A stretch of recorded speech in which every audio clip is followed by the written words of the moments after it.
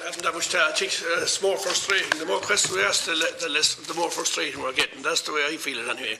I just an observation first. I find it hard to believe that we have witnesses here today that are project managers over this whole scheme from day one. And when we ask the question, they have to go back to a pen and paper to make up numbers today. That's unbelievable for professional people that should be in front of us here today, PAC. And you knew you were going to be asked about taxpayers' money being spent and how to spend. And you're there, pens and papers, making up numbers as you go along. And after being through the health committee, and now you're with us, and you're still doing this today. I think I have to answer that. Is the information is being asked, it's been presented in a number of ways, and it's been asked in different ways. So, it is a big, complex job. The figures are very complex, and I appreciate it's difficult to understand them. But they are presented in both the department and from Mr. Pollock in a certain way, and the deputies, in fairness, are looking for it to be analysed in a different way. So that's if I understand your frustration. Well, if it was professional and on top of your job, I mean, I'm a businessman, I'm a farmer, and if I had not doing so, I know it's a bigger project, I'm simplifying it. But to say that you're not on top of your figures there, and after all the questions being asked you, that you still have to go back I think it's frustrate us. It's unfair to say, it's unfair to say we're not on top of our figures just because we can't answer it in a particular way. But we'll certainly deal with, and after the break, we will come back with information. For the ordinary taxpayer, Joe and Mary, out in there in the country, all they see here is, and ordinary lay people that see taxpayers' money that start off at 640 million, went up to 900 million. We went through all this. I know you've answered 1.4 million, up to 1.7 million, and even today, no one gave a guarantee that it won't go to 2 billion. No one today once said it will not go, when it was asked twice before my colleagues, that it will not go to 2 billion. So, I mean, that is frustration. Something started. I mean, how can any ordinary person accept that as bona fide? That kind of figures and that kind of numbers are still coming at us and still not being told here, given a guarantee here today, that won't start at Deputy, there's quite a few votes, so we'll resume at 2:30. 2:30. We vote. See, on behalf of all our sections, no, shame on the board, shame on the government. Yeah. He's a failed as all. We are suffering. Sorry, this is only. That's fine. So, Deputy Aylward, we do have to go to the vote. We do have to go to the vote. But I'm concluding just on this. We're coming back at 2:30. Can I get an answer to that before I go on? Okay. Yeah, you can. Can I get an answer from someone from the Secretary General? Just in relation to our board, Deputy. And I did say early on, is we've got to a stage now where we have a guaranteed maximum price. We had a very structured process we went through for months. We were given a brief back almost 6 years ago. We worked through in terms of procuring design team. We analysed what are the best ways to procure the contractor, and mindful of the fact that at the end of the day, before we committed to the major spend here, which is as just a month ago, that we would have cost certainty and programme certainty. And we have got to that stage. I appreciate that the figure now is much more than we expected it to be, but we got to the stage which we set out to do, is that we would have cost and programme certainty. But just ask there, a minute ago you gave witness sprinklers, things like that, as you go on.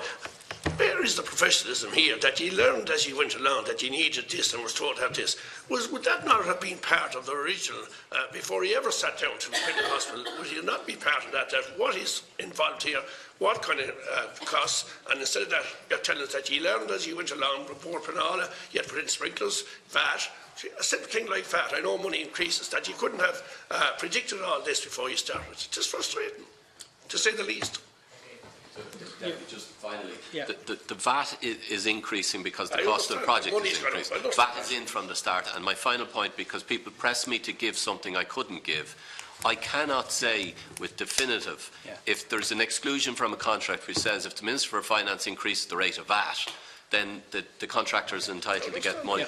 I can't say to you, I don't make those decisions, that VAT will stay the same, or VAT will go up, or VAT will go down. What we will do instead is a sensitivity analysis that if those things were to change, what impact it would have. Okay. Chairman, I welcome everyone back after the lunch. I hope we'll be in better form after the break. Just on the what you gave us there, the Mater campus, 40 million is write-off. That seems a lot of money. I know there was political decision was made afterwards to take it. What kind of costs, what covers that 40 million? What was entailed? So the Mater costs were before our time. Yeah, I know that. Yeah, I understand that. But why would it be 40 million? It seems an awful lot of money and never saw it even heard of. Well, there would have been obviously site surveys, site investigations done for the site at the Mater, design team fees, healthcare planning to come up with the design brief, and which we use then to inform our design, the planning application to Dublin City Council and Board Panola. So business cost, there was a business case produced, so that was... It seems an awful lot of money and more waste, 40 million to decide before we eventually came to another site. Anyway, that's political, I suppose, and it was pretty wrangling that did that. I just want to start again about the external review, independent review. I believe that's an independent review.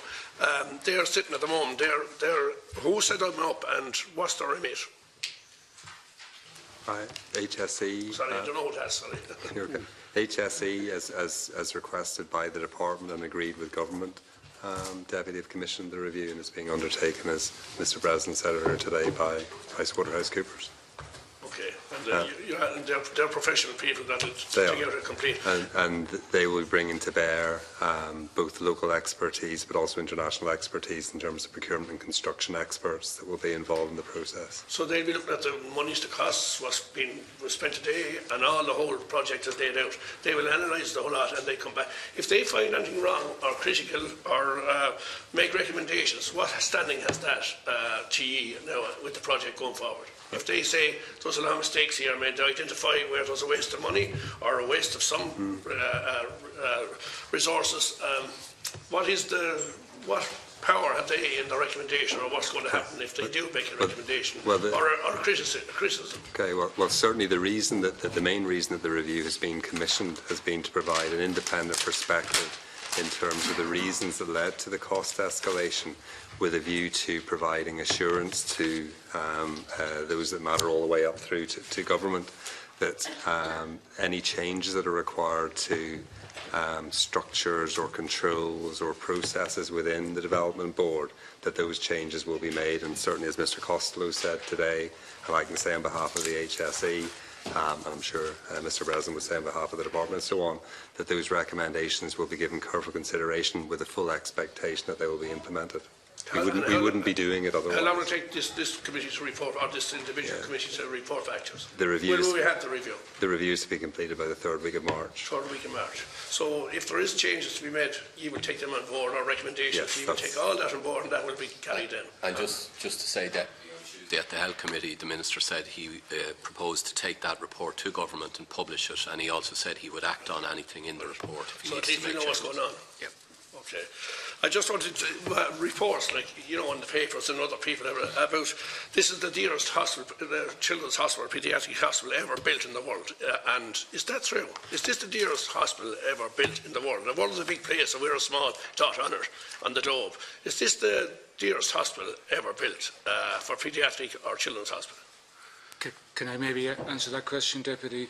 So as part of, back in August 2018, so we, at that stage, once the cost increases were starting to become apparent, we carried out a benchmarking exercise, looking at an international benchmarking exercise, looking at other hospitals, including children's hospitals around the world, to see how we compared. So there was, I think, in total maybe 14 hospitals surveyed, and the average of those per square metre was €5,951 per square metre. Our costs are 6,500 on average per square metre, and the most expensive that they benchmark hospital was 8,000 per square metre. So it's not the dearest hospital that was ever built in the world? So those are the figures. I mean, the other project that's sometimes referenced is the Royal Adelaide Hospital in Australia. So the Royal Adelaide Hospital, it's about the same size as ours. So their hospital is 175,000 square metres and was completed in 2017. Our project, if you include the urgent care centres as well as the main children's hospitals, were 170,000 square metres. They're about on a similar scale.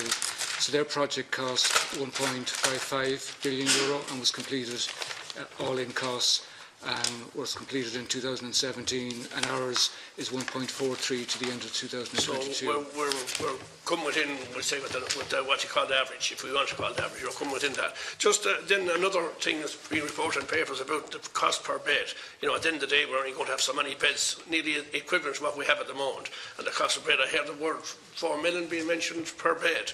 I'd like you to comment on that, because this is what the ordinary person is hearing, and this is what they're seeing on the papers, this is what they're reading, and they can't believe this cost. Can you explain that to the general public that's listening here? I'll ask maybe... Because, and maybe Dr. Curtis would add to this, we did debate this at the Health Committee, and I think an important context for this is to understand the nature of paediatric medicine, which above all else seeks to avoid inappropriate admissions to keep people at home or to deal with them on a day case basis. And that's a very child-centred philosophy, that you don't have a child staying overnight if you don't need to.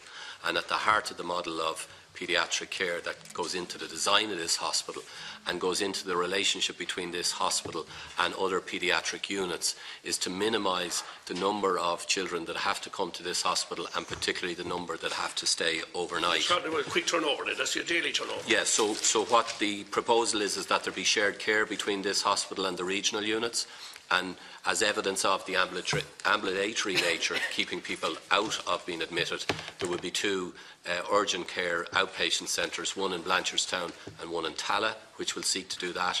And then the further facilities that will be in the hospital, the diagnostics, the day cases, all will see, for example, a 47% increase in outpatients in the hospital once constructed over the 3 children's hospital, a 26% increase in day cases. So the philosophy here is to use the facilities not to have large numbers of children in beds if they don't need to be in those beds. Obviously, very sick children have to be admitted, and we have a complement of beds to do that. We have a significant increase going up to 60 ICU beds, so we have much more specialist intensive beds in the hospital, but we have very much an ambulatory approach to delivery. So it's not fair to make a correspondence per bed? No, and particularly it's not fair to compare a paediatric hospital with an adult hospital.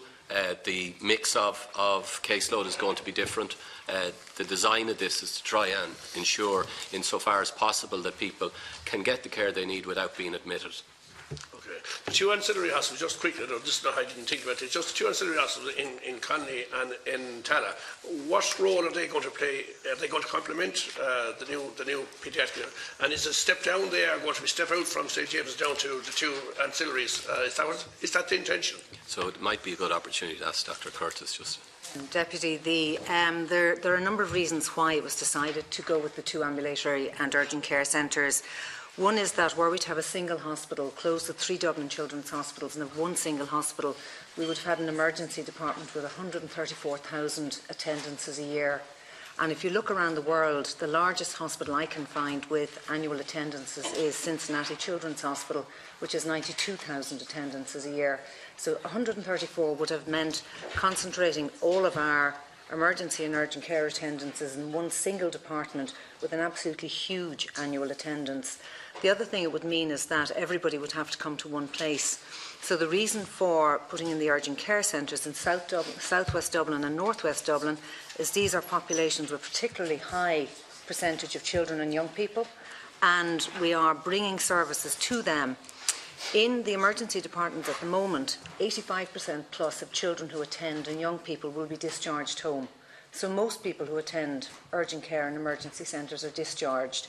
So the urgent care centres therefore are to see people with suitable conditions who have a local service. They come in and they have a sprained ankle, is it a break, they've got a fever, they've got a rash, they've got an tummy pain, and they can be seen in a local centre to them and discharged home. The other reason then is that we are, one of the philosophies about also avoiding admission is trying to deliver services close to people. So as well as the urgent care centre, which is supporting the emergency department in the main hospital, we're going to have outpatient services. So there'll be fracture clinics 4 days a week to support the urgent care centre. Will the staff be moving from St James? The staff will rotate. The staff will rotate. And tell me, will there be procedures and operations carried out in these 2 ancillaries? There won't, no. No, so they'll all be done in St James? That's right, all of the theatres, and there's an increase in theatres to allow that in St James's, but all of the operations will be at the site of the main hospital. I want to move on because I know my time is short. Just the capital programmes, and this is a worry for all politicians, particularly because they're all talking their own constituencies and projects in line. You know, I was just looking at there, I think this 10-year programme, something like 10 billion project ahead for 10 years is projected. I just wondering, you know, we're talking about this year 165 of an increase and over capital funding higher because of this hospital. 50 million, I think you're talking about taking out the capital programme this year. You know, the effect on that overall, the 50 million this year, what's it going to be next year, what's it going to be the year after for the project as it's rolled out? And have you any figures on how much is going to be taken out of the capital project for the whole country for the next, is it going to go 10 years, 3 years, 4 years, 5 years? I just want that to know what's happening. We don't have the figures beyond 2019. Government has to revisit that. So 50 million is all we know is going to be taken out this year? So the apportionment is done for 2019, but not for the other years. But you are right to say the total that's available to health over the 10 years is 10.9 billion. So that's the overall amount of funding that's available. Yeah, how much is St James is going to be taking out that 10.9 million over the next number of years? Roughly, does anyone know that? Will it be 50 million next year, 50 million in 2025, 26? Will it be 50 million taken out every year? The total additional exchequer funding requirement is 320, but only 100 million of that is decided as between health and overall government expenditure. The remaining element, 220, has to be decided at government. And it hasn't yet been decided. Well, it will probably be coming out of the capital funding. I mean, where else are we going to get the money? It has to come out of the capital funding. It has to come from taxpayers' money, and it probably has to come out of the capital funding. So my worry is, and I could a whole list of Kilkenny here. I'm not going to go through them all. Primary care centres, doctors in bad conditions. You know, where money is in the pipeline for them. I'm talking about the MRI in St Luke's in Kilkenny and the building, which was promised by the Minister, and it was down there in June and said it was going ahead and to be in the 2019 whatever's going to be planned. And the same as mentioned already in Waterford about the 24/7 cardiac unit and all these small projects, private cares that are needed, and that we're trying to keep people who are A&E by building these private cares to have services at local level to keep it. Are these going to be affected? Are we going to be seeing all these projects? I'm not going to have 6 of them here. I could name out Kilkenny alone. Are they going to be all put back on the long term, in the back burner, and will not see the light of day for 5, 6 years because of this? So the important thing, some of these are in planning already, and some have applied, and I think are in the pipeline for grant aid. So the overall capital resource compared to the last 10 years has gone from 4 billion to 10.9 billion. So we will have significant discretionary monies to move forward on projects, not just on the Children's Hospital, but on a range of projects. But as explained before the break, the process of concluding on that, particularly in relation to the 2019 capital plan, is not yet concluded. And I don't want in that situation, even if I have a great deal of certainty about a project, but one that's not contractually committed, I don't want to go into one by one statements on them, because that could turn into a tour of Ireland of all of the projects. I have to respect the process. The process is not yet concluded, but there is significant capital resources to move ahead, not just with the Children's Hospital, but with a range of other healthcare infrastructure. Would you accept here today that there are certain projects going to be, at least, if not pulled, are going to be delayed back maybe 2, 3, 4, 5 years? Well, I wouldn't expect that length of delay, and I wouldn't expect projects to be pulled. Good projects that stand up to scrutiny and have a good rationale will still have an ability to move ahead. As we do in any year, we look at the cash flows, and sometimes things move a little bit slower than are originally planned, and that means other things can move ahead. So this will be continually reviewed as we go along. Yeah. Okay. So that's good. So I'm going to get out of this today anyway, and we'll have to see when the programme is announced and the same next year. But I'm sure we're going to be disappointed, and some of us are going to be knocking at the Minister's door to know why is this being taken out and that being taken out. I'm sure that's going to happen down the line. I know it's not your responsibility, but someone has to make decisions. And where? There's some mobile phone buzzing here. Oh yes. Well, that's not near. Is it affecting the recording? We'll ask somebody. No, we'll take it to the usher. Yeah. Yeah. Throw it in a bucket somewhere. Just leave it out with the outside, the usher outside. Because it can interfere with the recording. Good CD, they're all right. Okay, Deputy, we're going to have to... Okay, yeah. I just want to ask a few questions. Have I another minute? Well, you have a minute. Okay, just the Controller General's report there on consultancy costs. And I see no states that consultancy costs are all outsourced, business as usual functions. And what is the meaning of this note? What does that mean?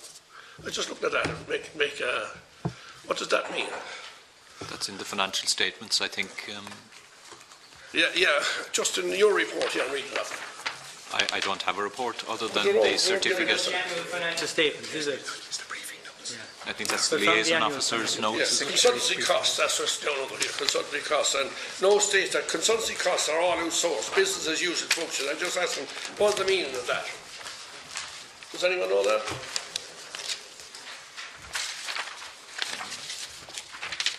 I must have read off a different sheet. In that document, you're on. Page 12. Page 5, down the bottom of the page. Oh, I'm sorry, I think this is part of the governance statement. Yeah, that's our brief. We briefed up, that's our read Page. Yeah, they might have. No, it's related to the governance statement. Yeah, on page. No, that's not that. Page 12. Yeah. So it is actually in the financial statements as part of the thing. It says that consultancy costs are all outsourced business as usual functions. Yeah, there are no exceptional costs covered in there. You're just saying normal business. Normal business. That's what you meant by that. Yeah, we picked up that phrase. Are all consultancy costs, all consultancy all outsourced, every one of them? All independently outsourced? Consultants? Well, if they're consultants, we've obviously gone and tendered for them. We have our own project team. I was going to ask you, have you any We have, yeah.